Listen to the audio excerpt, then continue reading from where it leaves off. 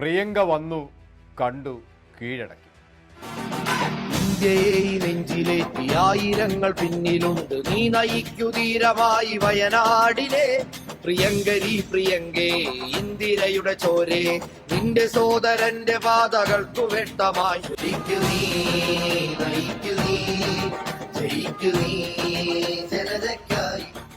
വയനാടിന്റെ പ്രിയങ്കരിയായി മാറിയ വയനാട് MP പ്രിയങ്ക ഗാന്ധി കോൺഗ്രസിന്റെ ഒരു ദേശീയ നേതാവെന്ന നിലയിലും ഗാന്ധി നെഹ്റു കുടുംബത്തിൻ്റെ കണ്ണി എന്ന നിലയിലും തൻ്റെ മണ്ഡലത്തിലെ ആവശ്യങ്ങൾ ഉയർത്തിക്കാട്ടി ജനത്തിനു വേണ്ടി സംസാരിക്കാൻ പലപ്പോഴും ഇറങ്ങി പുറപ്പെട്ടിട്ടുണ്ട്. അത് അവരുടെ കടമയാണെന്ന് കണ്ടാണ് അവർ ഇറങ്ങി പുറപ്പെട്ടതും അതിനുവേണ്ടി ശക്തിയുക്തം സംസാരിച്ചത്. ഭരണപരമായ അവകാശങ്ങളിൽ ഊന്നൽ കൊടുത്തുകൊണ്ട് അവർ ജനാധിപത്യപരമായി നടത്തിയ ഇടപെടലുകൾ പലപ്പോഴും ലക്ഷ്യം കാണുക തന്നെ ചെയ്തു. സാധാരണക്കാരായ വയനാട്ടുകാരുടെ ഇടയിലേക്ക് ഇറങ്ങിച്ചെന്ന് അവരുടെ പ്രശ്നങ്ങൾ നേരിട്ട് ഇടപെട്ട് അവരോടൊപ്പം തോളോട് തോൾ ചേർന്ന് പ്രവർത്തിച്ചപ്പോൾ പച്ചയായ മനുഷ്യരുടെ കറയില്ലാത്ത സ്നേഹം പ്രിയങ്ക ഗാന്ധി ചോദിച്ചു വാങ്ങുകയായിരുന്നു. ഏറെ വൈകാരികമായി ഒരമ്മയുടെ തൂവൽ സ്പർശം പോലെയുള്ള സ്നേഹത്തെക്കുറിച്ച് മകൻ്റെ വിദ്യാഭ്യാസ കാലത്തെ സ്മരിച്ചുകൊണ്ട് തൻ്റെ മണ്ഡലത്തിലെ തിരഞ്ഞെടുപ്പ് കാലത്ത് നടത്തിയ പ്രസംഗം ഇന്നും വയനാട്ടുകാർ മാത്രമല്ല, ഇന്ത്യയുടെ ജനം മുഴുവൻ ഏറെ വാത്സല്യത്തോടെയാണ് ഓർമ്മിച്ചെടുക്കുന്നത്. എൻ്റെ പ്രിയപ്പെട്ട എല്ലാവർക്കും നമസ്കാരം. I am trying to learn. ഞാൻ മലയാളം പഠിക്കാൻ ശ്രമിച്ചുകൊണ്ടിരിക്കുകയാണ്. My dearest sisters and brothers, I am so happy to be here today. I don't feel tired in the evening when I go home because wherever I go, you're giving me so much love and affection, waiting for me on the roads with flowers, with your beautiful smiles, welcoming me into your home like a sister, like a daughter. I was telling my children that you cannot expect anything more in life. And what a great privilege it is for me that when you see me, your face lights up and you smile. And I know now that I have been traveling through Wayanad for the last 1 week or so. I know why my brother felt so bad leaving you. ഇത് പ്രിയങ്കയ്ക്ക് മാത്രമേ കഴിയൂ. തൻ്റെ ജനത്തിന് മുന്നിൽ നിൽക്കുമ്പോൾ അവർ ഒരു രാഷ്ട്രീയക്കാരി അല്ലാതാവുന്ന കാഴ്ചയാണ് നമുക്ക് കാണാൻ കഴിയുക. തൻ്റെ മുന്നിൽ കൂടുന്ന സ്ത്രീകൾക്ക് വേണ്ടി, കുട്ടികൾക്ക് വേണ്ടി, യുവതി യുവാക്കൾക്ക് വേണ്ടി, വൃദ്ധർക്ക് വേണ്ടി, ബൗദ്ധിക ശാരീരിക വെല്ലുവിളികൾ ഏറ്റുവാങ്ങുന്നവർക്ക് വേണ്ടി അവർ അവരുടെ എല്ലാമായി മാറുന്ന അത്യപൂർവ പരകായ പ്രവേശം നടത്തുന്നതായി നമുക്ക് കാണാം. വന്യജീവി ആക്രമണത്തിൽ ഇരയായവർക്ക് വേണ്ടി സംസാരിക്കാനും നാട്ടുകാരുടെ ദുരിതപൂർവമായ അവസ്ഥ നേരിൽ കാണുവാനും അതിന് പരിഹാരത്തിനായി കേരള സർക്കാരുകളുടെ അനാസ്ഥ ചൂണ്ടിക്കാണിച്ച് നടപടിയെടുക്കണമെന്ന് ശക്തമായി അവർ വാദിക്കുകയും ചെയ്യുന്നുണ്ട്. ട്രെഞ്ചുകളും ഫെൻസിംഗ് സമ്പ്രദായങ്ങളും നേരിൽ കണ്ട് അതിൻ്റെ പോരായ്മകൾ ചൂണ്ടിക്കാട്ടി സർക്കാരുകളെ നിശിതമായി വിമർശിക്കുകയും ചെയ്തു. രാത്രിയാത്രാ നിരോധനം പിൻവലിക്കാൻ ഇടപെട്ടും നഞ്ചങ്കോട് റെയിൽവേയുടെ കാര്യത്തിൽ ഇടപെട്ടും പ്രിയങ്ക ഗാന്ധി തൻ്റെ ജനത്തിനൊപ്പം കൂടെ തന്നെ നിന്നു. വോട്ട് ബാങ്ക് മാത്രം ലക്ഷ്യം വെച്ചുകൊണ്ട് കേരളം ഭരിക്കുന്ന CPM-ഉം കേന്ദ്രം ഭരിക്കുന്ന BJP-യും തമ്മിൽ നടക്കുന്ന ശീതസമരത്തിൻ്റെ ഭാഗമായി ജനത്തിന് നിഷേധിക്കപ്പെടുന്ന അവകാശങ്ങൾക്കായി അവർ ശക്തിയുക്തം വാദിച്ചു.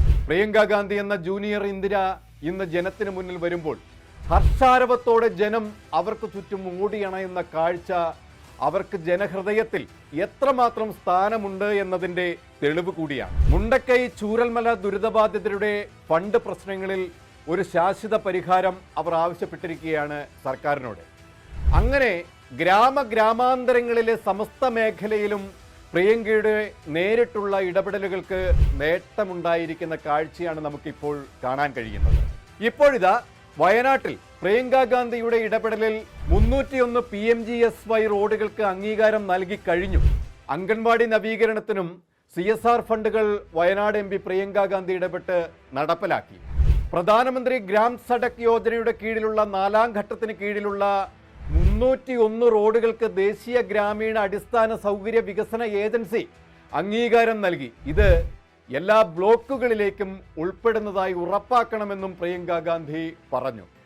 വിവിധ വകുപ്പുകൾ കേന്ദ്ര സർക്കാർ പരിപാടികൾ നടപ്പിലാക്കുന്നത് വിലയിരുത്തുന്നതിനായി പ്രിയങ്ക ഗാന്ധിയുടെ അധ്യക്ഷതയിൽ ചേർന്ന ദിശ 2025-26 ആദ്യപാദ അവലോകന യോഗത്തിലാണ് പ്രഖ്യാപനം നടത്തിയത്. തുടക്കത്തിൽ വയനാട്ടിൽ PMGSYയുടെ കീഴിൽ 331 റോഡുകൾ തിരിച്ചറിഞ്ഞിരുന്നു.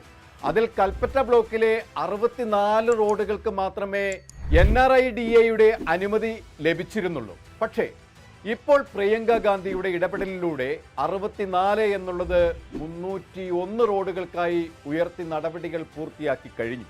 മെഡിക്കൽ കോളേജ് ഭൂമി സംബന്ധിച്ച വിവരങ്ങൾ, കൽപ്പറ്റ കൈനാട്ടി ഗവൺമെന്റ് ജനറൽ ആശുപത്രിയിൽ ക്രിട്ടിക്കൽ കെയർ യൂണിറ്റ് ആരംഭിക്കുന്നതിന് സ്ഥലമേറ്റെടുക്കൽ എന്നിവ യോഗം ചർച്ച ചെയ്തു.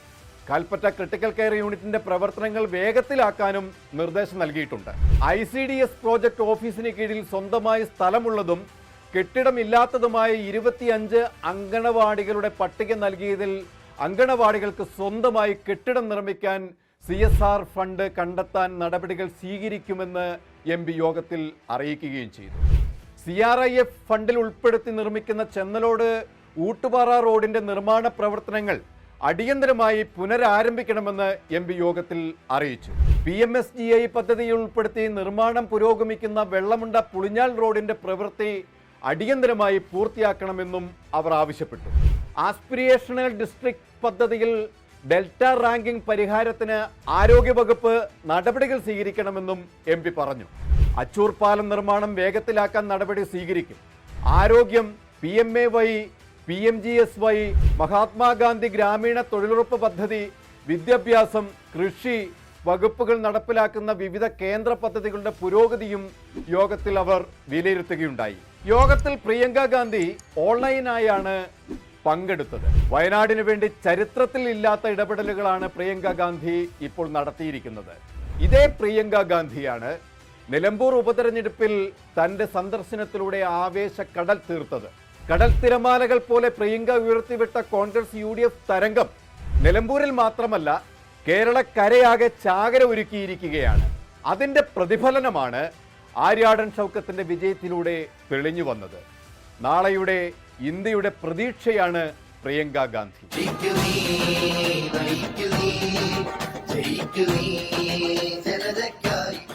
കൂടുതൽ വാർത്തകൾക്കും വിശേഷങ്ങൾക്കും ഞങ്ങളുടെ channel like, share and subscribe ചെയ്യുക. കൂടാതെ സബ്സ്ക്രൈബ് ബട്ടണിലെ ബെല്ലൈക്കൺ എനേബിൾ ചെയ്യാനും മറക്കരുത്.